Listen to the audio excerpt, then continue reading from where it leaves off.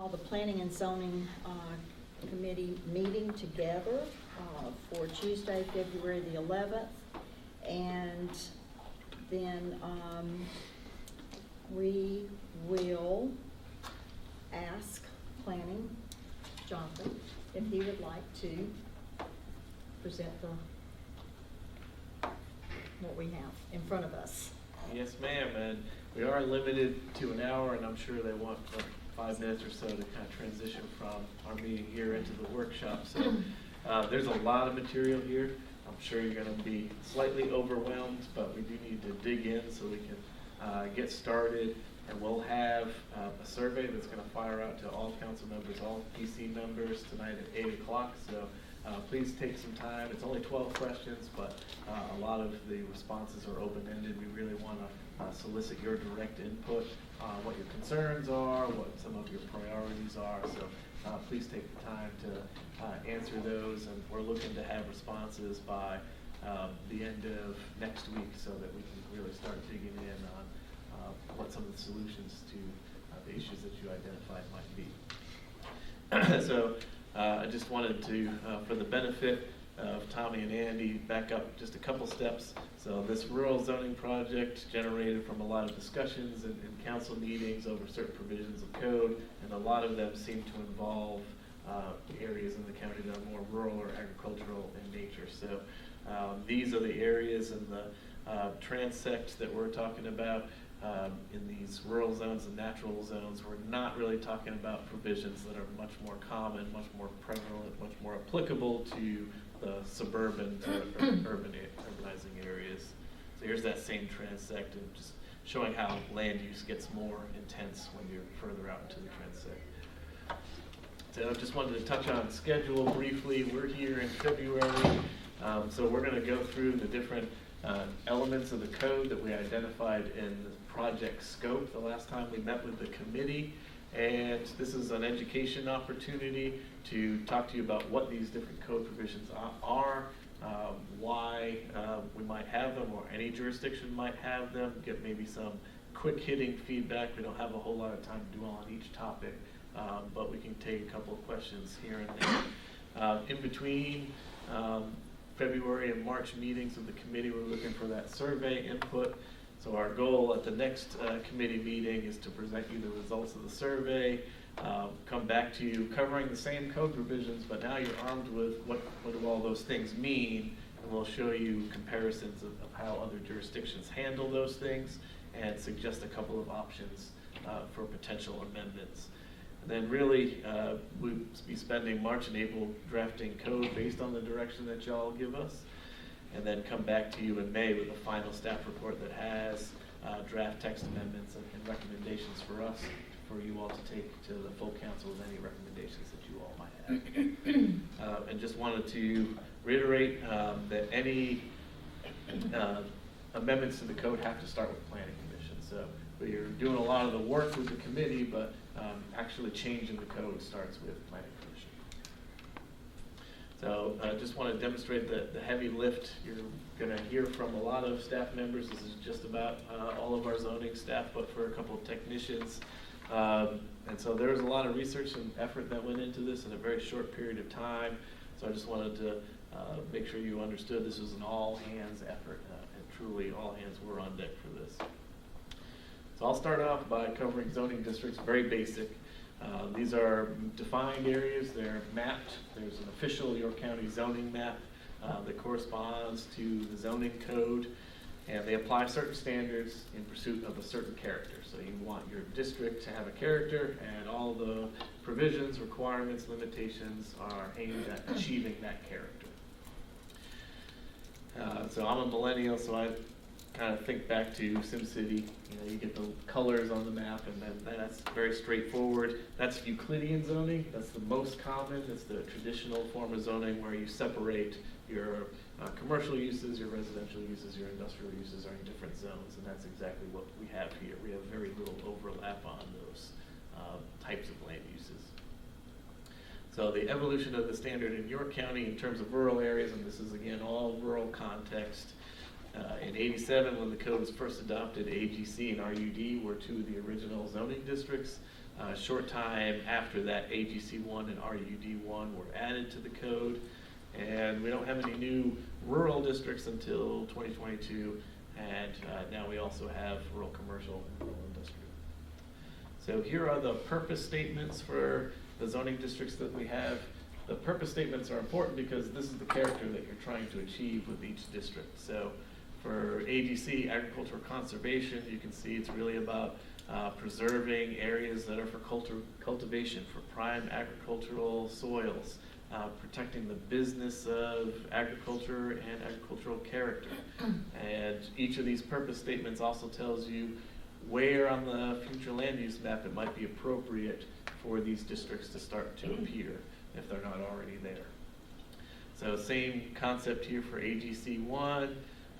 Here's preserving agricultural character, allowing for homes at very low densities on large lots. RUD, so now we're preserving rural or agricultural character, discouraging rapid growth while allowing some growth through timely transition of rural areas. So that's the purpose right now for RUD. So if we don't feel like that's the correct purpose, then that would be something that we'd look to amend to what the purpose of these districts are. Very similar purpose for RUD as well. Here are the purpose statements for rural commercial. We haven't heard too much about this on council. These are new districts, so people are rezoning to these as rural nodes where there's an opportunity to have businesses, but those have very distinct purposes from being agricultural or residential. I'll turn it over to Josh. All right. So since Jonathan was talking about the zoning districts and we've really focused on AGC, AGC 1, RUD, and RUD 1, what I did was I took the use table out of our zoning code and kind of took out all of the other zoning districts so we could just focus on the different uses allowed in these 4 zoning districts, the 4 kind of that we focused on here. As you can see right here, the AGC, AGC 1, RUD, and RUD 1 districts all allow animal production, livestock, field crops, equestrian uses, greenhouses, all type of farming uses are allowed in all 4 of these districts. And then if you focus on this one a little bit, you can see manufactured homes is really one of the differences in the districts. It's allowed in AGC and RUD, but not in AGC 1 and RUD 1. It's conditional, and part of that's the use conditions right there, so subpart 3.2, and that's really related to underpinning and other requirements for mobile homes. And then the last bit of it here, these are the last bit of uses that are allowed in these 4 zoning districts. I guess one of the main things to focus on is really the only difference between the AGC and the RUD districts. One of them is solar energy facilities here. You can see it's allowed by special exception in AGC, but it's not permitted in RUD. And if I go back a slide here, craft breweries, micro distilleries, and wineries are actually permitted in AGC and AGC 1, but not allowed in RUD and RUD 1. But really, those 2 uses are the only 2 different uses between the AGC district and the RUD district.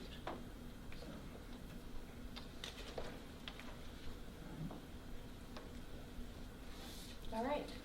So Rachel Brophy, I'm the zoning administrator. So for my portion of this research project, I looked at minimum lot sizes. So the minimum lot size, think about it as the smallest lot area permitted for an individual lot or use. So for example, we're talking about AGC. In AGC, the minimum lot size is 5 acres. You want to do a subdivision in AGC, all of the lots need to be at least 5 acres. And then we also have minimum lot size for a use. So for example, to have an event venue, your minimum lot size needs to be at least 10 acres. And then sort of moving on to why is this important? So larger minimum lot sizes creates lower density and encourages sprawl. Smaller lot sizes increases density and reduces sprawl.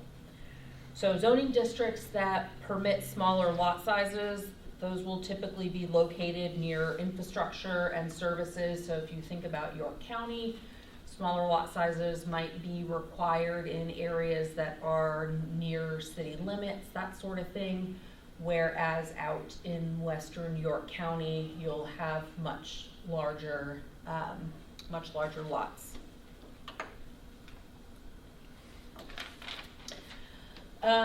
And so we looked at the code from when it started in '87 all the way through until where we are today. AGC,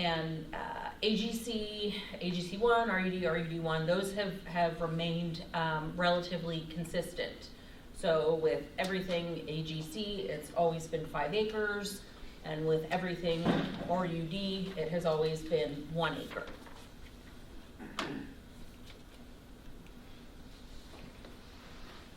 Okay, and wait, do I go related back? to lot area is minimum.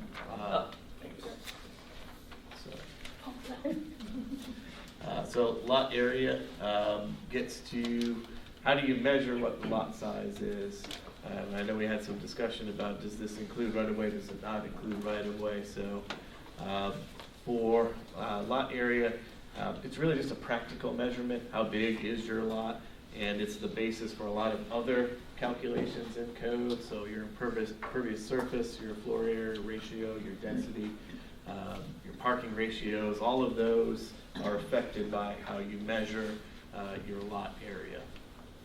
So how this has evolved over time, really there was no definition in code or no calculation of how you measured lot area until 2022, and perhaps that's because it's a little bit self-evident, but there was a provision in the subdivision code prior to 2022 that described 2 different scenarios when you were subdividing to create new lots. So not existing lots, but creating new lots.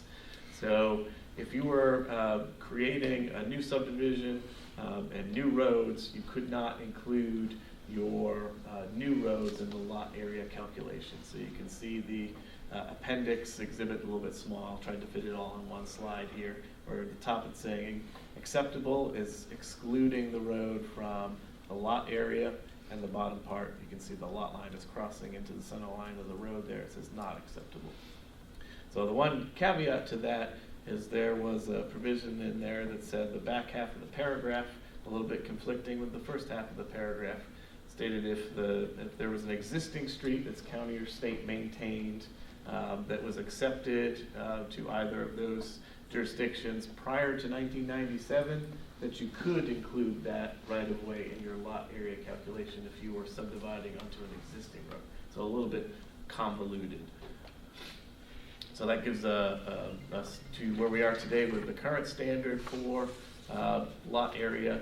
It's calculated by measuring depth by width, pretty standard. Does not include any portion of the road right of way. That's also pretty standard. And it describes if you're subdividing that every lot that you create needs to meet the minimum dimensions for the district. Now there might be an opportunity to carve out existing county roads when creating a new subdivision without disrupting how lot area is calculated for everything else in the code. So that there might be an opportunity to split the baby on that one. Okay. We're talking this evening about what we call a residential subdivision development, and this is actually no longer allowed in the code. It was previously listed as a use for the development of single-family detached neighborhoods within the AGC and the RUD zoning districts. And over time, this use actually added regulations for density, lot sizes, buffers, and lot access. And this use would allow for lot sizes and densities in areas where you wouldn't typically have an AGC area, we wouldn't have that lot size located there. And so what this actually became was it allowed for the development of suburban-style, single-family residential neighborhoods in areas in AGC and RUD zoning where you actually wouldn't anticipate seeing those types of development there. As an example, this here's the development off of the western part of the county. It was built around 2002-ish, 82 lots, all of its own AGC. And because of that provision in the code, they allowed them to do this with lots ranging from 1.3 acres for this one here to 6.87. It could go as low as 1, as long as the overall density of the neighborhood is 1 per 3 acres.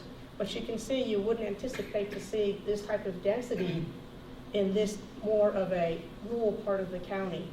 This provision did allow for a number of neighborhoods to be built like that throughout the western part of the county, to allow lots less than 5 acres with the AGC zoning district. So the kind of history about that, in '87 when it was first established, it was a special exception in the AGC district. In 1999, they changed that from being a special exception to allowing it by right. And when we did that, the code also added the regulations. Before, it's very, very loose in terms of regulations, but when it added things like density requirements, but also had you make a note on your plot saying you will have notifying buyers there could be voices and odors nearby because you are putting a residential neighborhood in an area surrounded by ag uses. In 2019, there was an amendment that actually removed that use from the code. That's why I said you can no longer do that in the code anymore, because typically it's inconsistent with what, and out of character, what you would see in the AGC and the RUD districts. So, like I said, the current standard is not allowed in the current code, and what you can do as an alternative would be a cluster subdivision, where they could come in for that development style to allow lots as small as 14,500 square feet, but you would be getting 50% of open space. Previously, it wouldn't require an open space in that development, and so we're going to give lighting to 14,005 with putting in some open space. All right. Excuse me, Marion Ray, Associate Planner. I have principal dwellings per lot, and this is the provision that allows a number of principal dwellings on a single parcel. For lot density and real property purposes, there's typically one dwelling per lot. On lots that utilize well and septic, you have to separate the two. DHEC no longer allows shared septic systems, so that even increases how much you need to space. They will let you share them, so far. So limiting the amount of homes per parcel, it made sense in order to keep things farther apart, so you didn't run into some of the problems that DHEC ran into. Evolution of the standard in York County. Prior to '93, code references no more than 2 manufactured homes per lot AGC.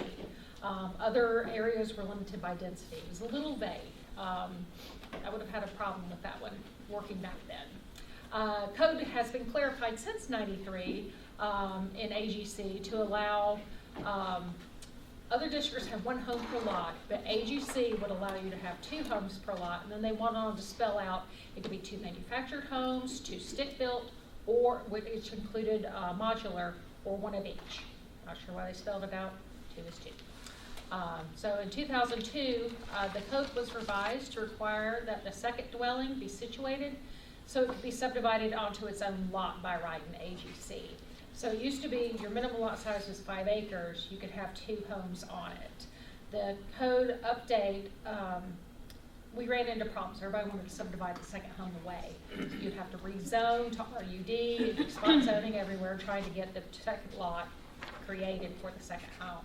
So the update created a system so that if you had 2 homes on AGC, you'd need 10 acres, and then those homes would have to be built so they met setbacks when divided. So they would have to be 60 feet apart, side setbacks, that kind of thing.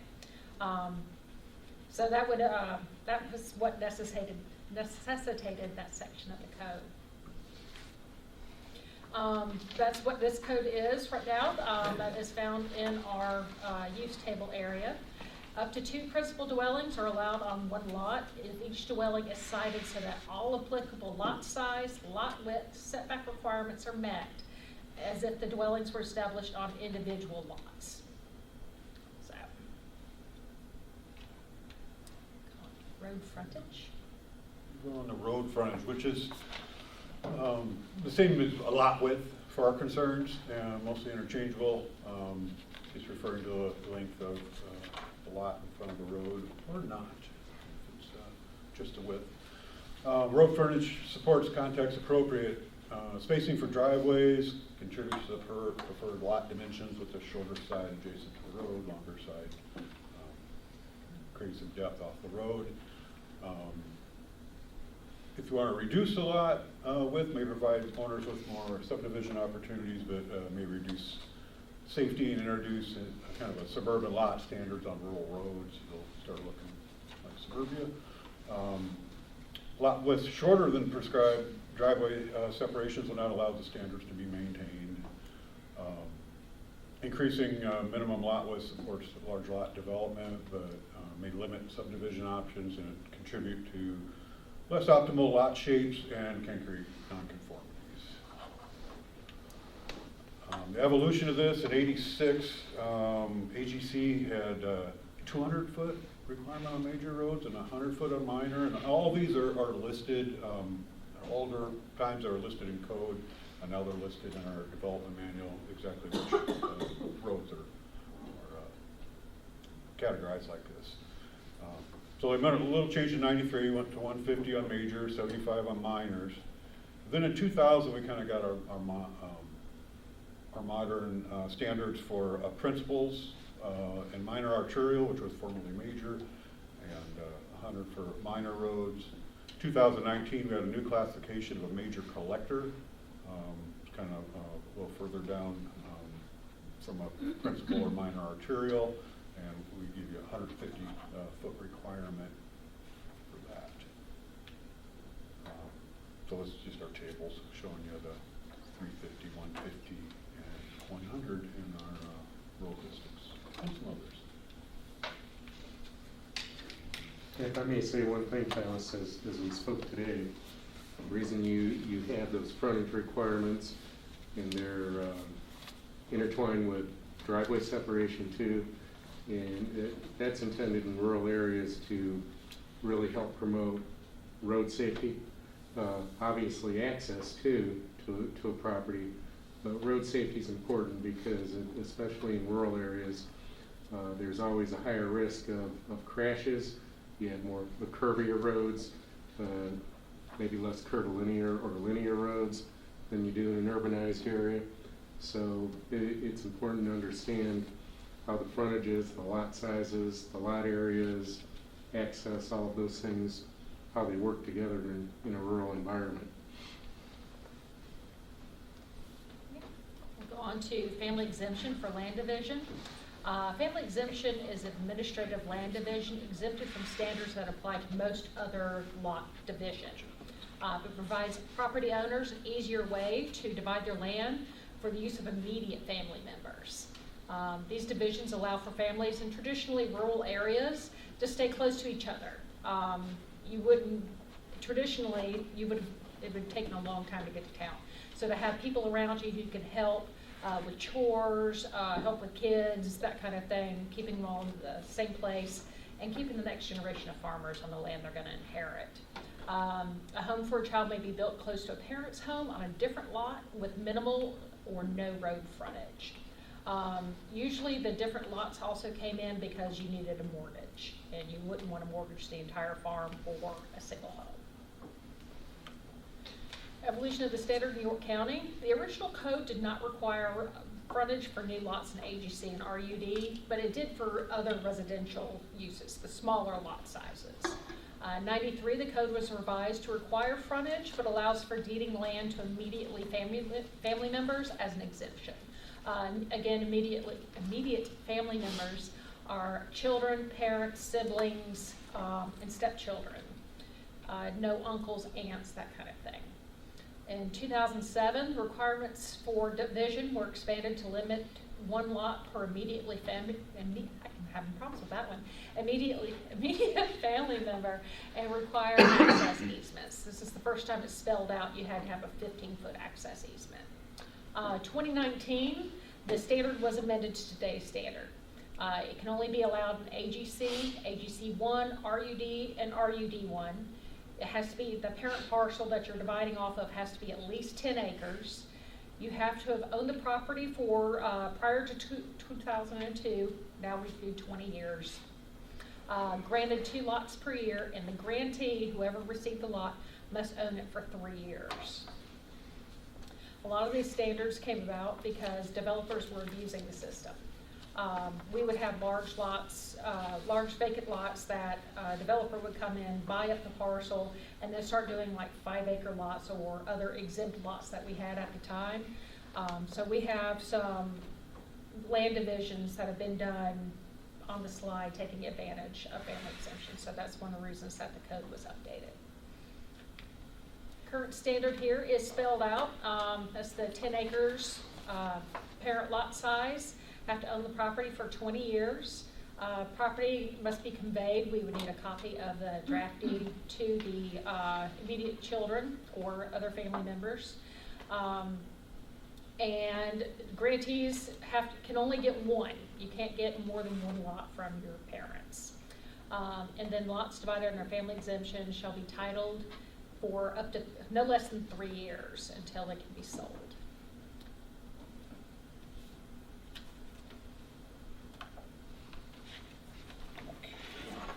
More exciting planning stuff. We got setbacks. The minimal output is going to be a structure and a property line, and we have setbacks. Rural areas can help support large lot development and retain the rural character of an area while kind of keeping some of the operations away from the roadside. If you want to increase setbacks, it may force new structures to be built kind of out of line with previous structures that may be built closer. It can make it tougher to find suitable building sites. Increasing setbacks can make existing structures non-conforming. Lowering the setback may allow structures to be built at a similar distance was previously allowed in code, but at some point smaller setbacks can impact safety and bring some activities with negative externalities close to the road. The evolution of the standard, in York County, I kind of go over RUD, AGC. RUD has remained relatively consistent. In '87, we had a 50-foot front, rear, and side setbacks, and then we had a 25-foot setback for residential uses, so we separated that. In '96, the current standards, 50 for a major road, 25 for minor, front setback with a 10-foot side and 25 rear setbacks was established. AGC setbacks through 22, depending on use. Again, 50-foot front, side, and rear setbacks for residential. 100-foot front, side, and rear setbacks for agricultural structures, and 50-foot for anything else that's categorized differently than those two. In 22, AGC went to 100 front, 30 side, and rear setbacks for all structures. So what happened here is that we took out the difference between a residential setback and agricultural setback and pushed everything back to the 100-foot setback. And I mention that because we do have some variances for structures that we required to put 100-foot back, and they had neighbors who were 50 foot in front of them. So it wasn't as logical as you might think. And this is our chart, our current chart for the setbacks.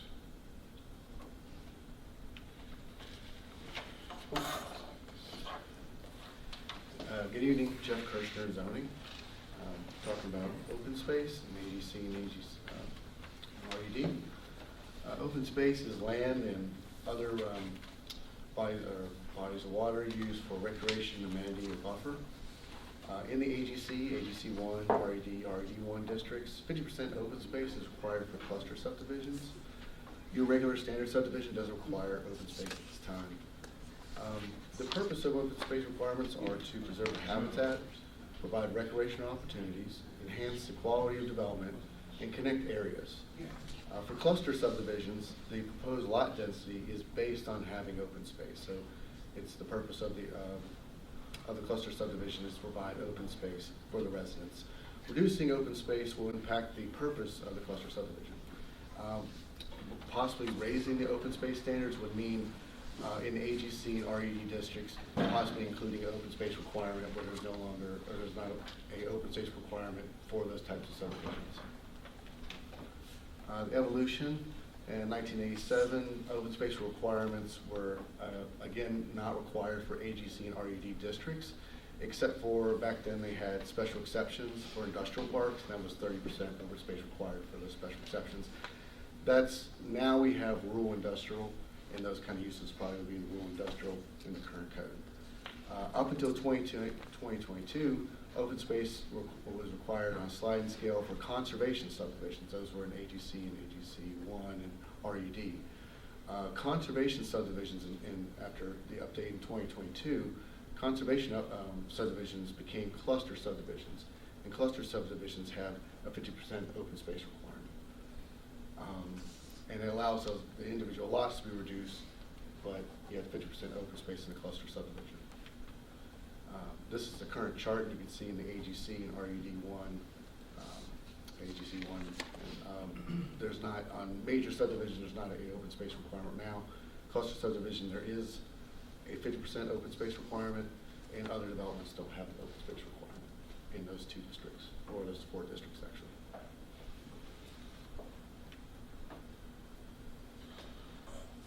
Next, we have shipping containers, 6-sided cargo container used for transportation of goods and material, designed for intermodal cargo. And obviously, they're repurposed for a lot of things and can provide a sturdy and inexpensive option. Increasing the allowance for the use of shipping containers in agricultural districts may have little impact if they're properly screened, like prescribed in code now. Not screened, they can become an eyesore, particularly if they start deteriorating and rusting and such. A decrease in their allowance may not be feasible due to the abundance in rural areas. Evolution standards are pretty easy. They weren't mentioned prior to 2022, and then they got amended into code and added as a conditional accessory use. These are current standards. I know we talked at council one time about that you got to allow 3 shipping containers.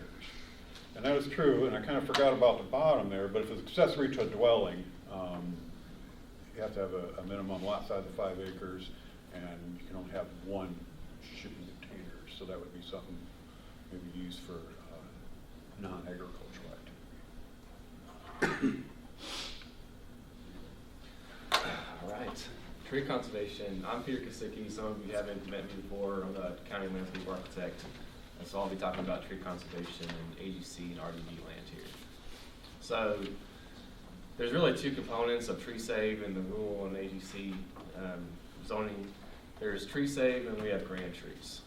So we do have buffer yards, but they more or less don't apply to these zones. I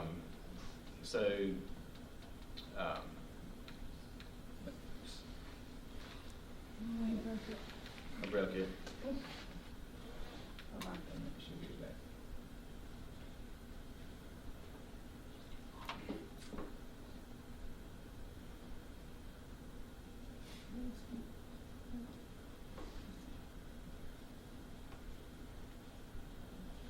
There we go.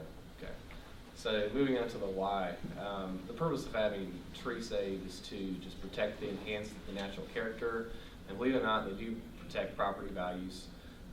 They moderate ambient temperatures, reduce energy consumption, mitigate air and water pollution. The trees intercept a lot of that. They reduce harmful effects of wind, noise, heat, and glare, provide shade, and conserve natural resources, and help mitigate stormwater as well, and provide wildlife habitat. So here's a timeline. 1987 is discussed by the former folks. That's when we adopted our zoning code. Really just included buffer yards, nothing that really applied to AGC or RUD at the time. 2002 is the big year. That's when we introduced grand trees and our tree conservation ordinance at that time. So fast forward 20 some years later, in 2021, they amended their grand trees and they changed the DBH from 32 inches to 24 inches. So in 2002, all grand trees are considered any large specimen tree in the county worth saving more or less, and that was considered a grand tree at 32 inches in diameter. And in 2021, in an effort to conserve more trees, the council reduced it down to 24 inches along with the open space ordinance at that time. So 2021 22, we amended the code slightly to help make the development ordinance a little bit less onerous from various complaints from developers and such. So this is a comparison of the 2002 versus the 2022 code of tree safe. So in 2002, when they first amended our tree ordinance, they required that 20% of the tree canopy or wooded area of a site to be conserved into 4 distinct areas. The entire tree save area had to be surveyed for 4-inch trees or greater. So in 2022, we amended it, we made it less onerous on the developers. We still had the 20%, it's pretty status quo, but we eliminated the 4 areas because that made it difficult for smaller parcels to really achieve that. And then for AGC and RUD, we allowed them to submit a sample survey just for documentation of the character of those woods at the time. And we bumped up the DBH survey size to 6 inches to make it connected to our buffer yards as well. So it's a straight edge, 6-inch survey across all of our different ordinances. So here's our grand tree comparison from 2002 to 2022. In 2002, all trees protected at 32 inches. This is regardless of species. I'm sure there's some exceptions like Bradford pears and such, but there was a pretty rigorous, there was a required variance to remove trees. So it had to meet very specific, rigorous conditions. It was 4 points, and they had to go to the Board of Zoning Appeals at the time. We changed that to, the county changed it to go to county council, or to the planning commission as a waiver, and you have to meet 2 conditions, and they're a little more vague, so it's much easier to remove grand trees this way, and it made development much easier for them to develop based on their site and footprint. We also developed an ecological approach based on size. So we kept it at 24 inches, and we did an audit recently, about a year ago, and we found that we approved approximately 90% of all removal requests for grand trees. So we really do work with the developers quite a bit. So, and that's the end of our presentation. So. Appreciate y'all holding your questions and thoughts and allowed us to get through the material pretty quickly. So thank you for that. I'll turn it over to you, Madam Chair. And, wanted to make sure that we covered everything in the scope, that you at least understood what we're talking about when we talk about these things. If there's anything that you think we're materially missing that should be included in the scope for us to take a look at, there's your opportunity to voice that now or in the survey, just any feedback that you might have for us. We have time for comments, so if you, okay.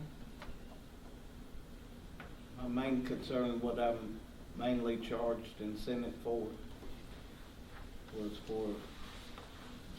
to get it changed for the ag families and their kids, and to address so that every time that they wanted to give their kids, and I mean for the property, I want it to be addressed as it can be a standalone property so they can borrow money on it, so that we don't have to do all this rezoning in our ag land. Had to eliminate the worry of the spot zoning, a lot of the rezonings that we're having to do, and plus it would give people back the rights of their property. That's my ultimate goal to why that I sent it, because I think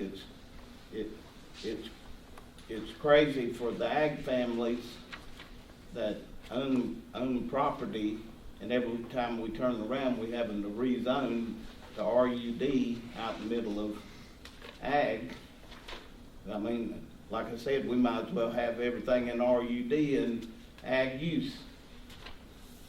Because eventually, and I ain't wanting to do it to favor toward any of the builders or anything. I'm strictly talking about owning ag property It's the kid's right to inherit whatever the parents want to give them. You know, you've heard me say 1,000 times that we that own land, we're not working for 30 or 40 years to pay for property to have everybody else tell us what we can and can't do.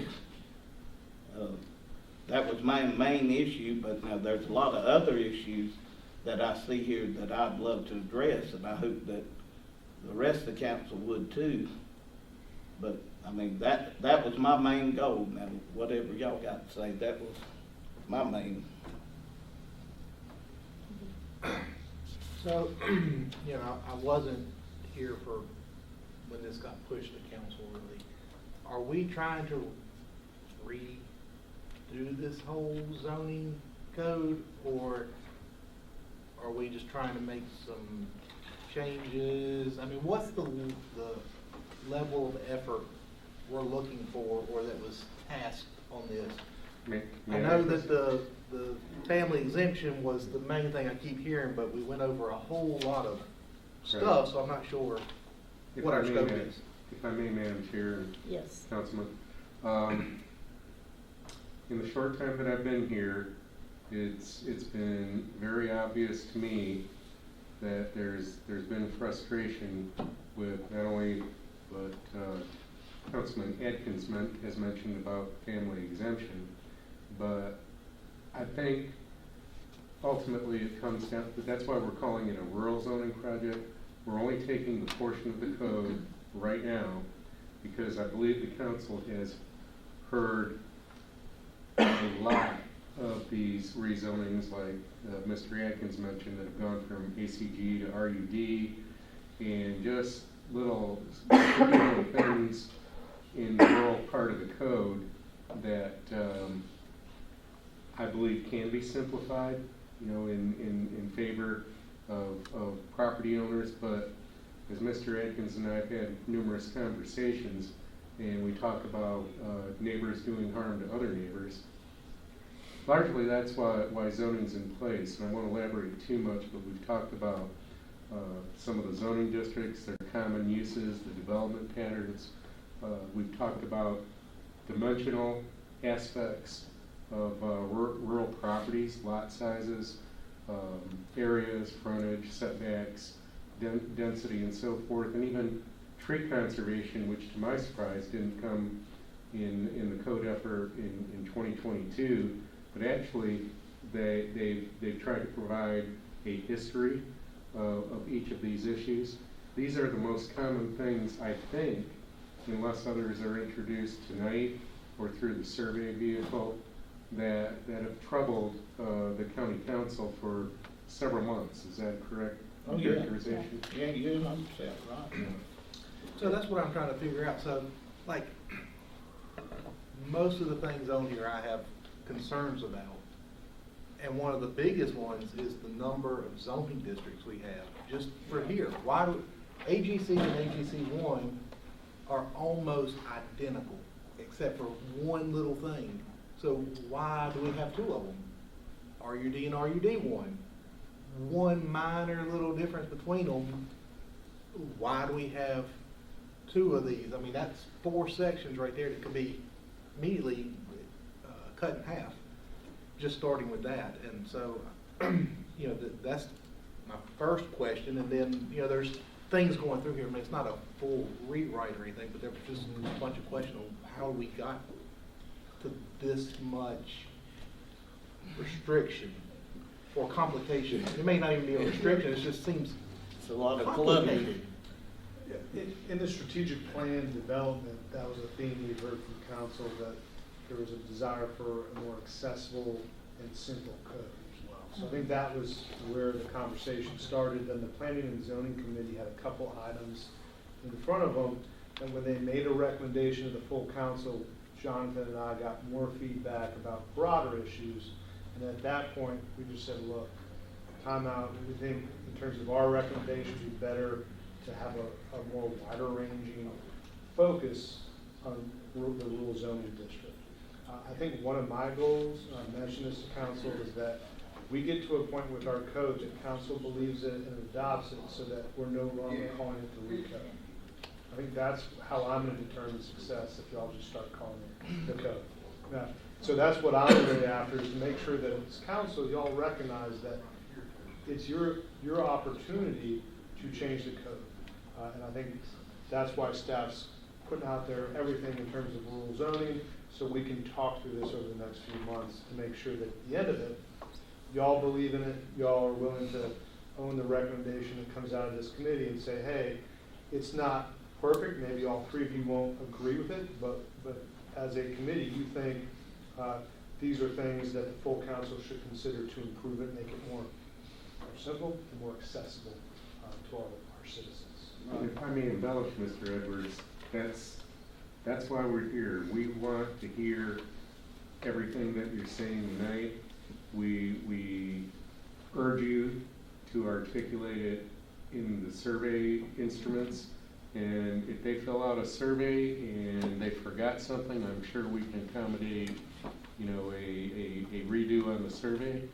But I can tell you that I'm ennobled by the fact that Jonathan's put 8 people on this thing. We felt like we could get you where you want to be without using a consultant and try to do this as warp speed as it is in the planning and zoning world. But everybody is eager and committed to get the council in a better place with this issue. And I think this could lead to other ones with the rest of the code in the future. And Jonathan, I mean, and what I'm saying, would you not admit, one, it would lessen a lot of yours and Diane and the rest of y'all's workload if it was as simple as with the immediate farm families, if all they had to do was survey out, have an easement or way to get on that property and cut a lot of this out. I mean, it would lessen y'all's workload.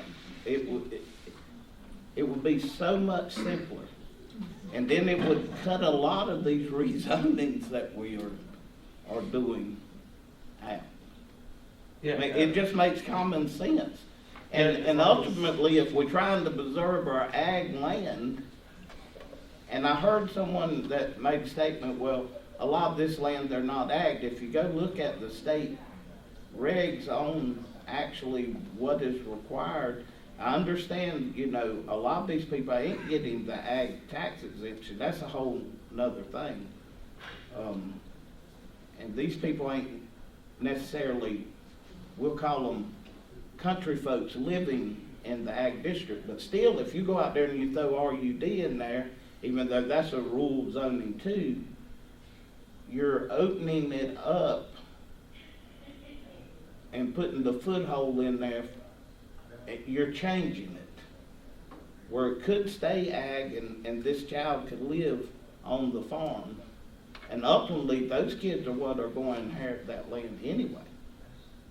I mean, our whole farm is stuck, as you know, on the RUD, so I have nothing to gain out of this by me even bringing this up. And we can't even find out how it ever got changed to RUD. And I'm finding out other neighbors are the same way. And we're all farms, you know. So I just think simpler is better. Yeah, and it all comes to, as virtually everything in zoning code is, to definitions and what the words on the page mean. And so, you know, as Josh went through the use table, you can see all those districts allow farming. So, and to Andy's point, there's not a lot of daylight between the districts, even between, you know, of course, between AGC and AGC1 and RUD and RUD1, there's not a lot of daylight between those. But even between AGC and RUD, there's not a lot of daylight. No, so, lighten the load. Right. There's not a lot of difference. So that's why it's important to say, when we say ag land or ag family, what do we mean by that? Do we mean in the AGC district? Do we mean it's a bona fide working farm? What do we mean? So all those definitions become part of it. And that's the heavy lift on our part. What we need from you all is to get the input, and we've got to, you know, because there's 7 of you and plus 7 planning commissioners will have input also. So we've got to try to find where's the direction that the majority of the input is looking to go. And then us trying to articulate that into code that creates predictable outcomes, not just for our current staff, but for future staff as well. So there's, we lose a staff member and now there's a different way of reading the code. We want it to be clear and simple, not just for us, but for developers, property owners. To your point, that makes it simple, makes expectations very straightforward. And no matter what we do, when people subdivide, whether it's going to be through an exemption, or otherwise, our staff is going to have to look at it. So that our volume of work isn't going to change, but maybe how complex it might be on a case-by-case basis could be a lot less. Yeah, I just think a lot could be more just black and white. Okay, so we've got a lined up here. And the big thing is gonna be the survey. And we'll get a lot of things pulled together there. Just so you guys know, I would like to work on, when you get the information all compiled, for our next meeting to be more toward the end of March, to give them time to rehash and redo and whatever has to be done, for the Yeah, and I just update. want to make sure we know this is going to take a lot of work, so we will need more than an hour for our next meeting, so Yes, we have and we time to will do deep that, dive with you not all. in, Yeah. not combined with the workshop. We'll And have a- I think it'd be important to either push out these slides or, incorporate them into an interim report, because I think it's important for the committee, the council, even Josh and I think the history is important, because that context meant a lot to me today when I saw it and learned it. Yeah. And I know this goes way beyond the family exemption too, but the more we can pick up and straighten out, even if it's things with shipping containers, the more we can knock them out early, they won't be coming back to you as a nuisance later on. Yes, that'd be good. Yeah, and hopefully you saw there was a lot of iteration. Zoning codes, as with any other code, it's a breathing document. Other previous councils have taken a lot of cracks at it over the years, and now this is your turn to do exactly that. For 30 seconds, I just want to say, I want to thank you and your staff for all that y'all put together. Like Tom said, it was great. I like the history of it. Y'all did a fabulous job, so I do want to thank y'all for it. Well done. Okay, so, let's look at, approval for the minutes from December 19th. Do I have a motion? Motion to approve. Second? Yeah, even though I don't know what we're proving. I don't know what we're proving. It's right here, right there. Yeah, but I read it and it's vague. Yeah. They told me last time. It really- Jonathan, could you right quick tell us what we are proving? You're just approving the minutes, what occurred in the last meeting. And Right, but I mean, it's no, because, I thought we'd done away with subdivisions Yeah, or no, something. it was just a discussion. It was just a discussion.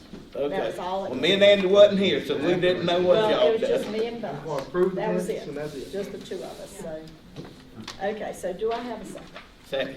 Okay, all in favor? Okay. Do we have anything for executive session? No. Okay, so do I have, a motion to adjourn? Motion to adjourn. Second. All in favor? Aye. Okay,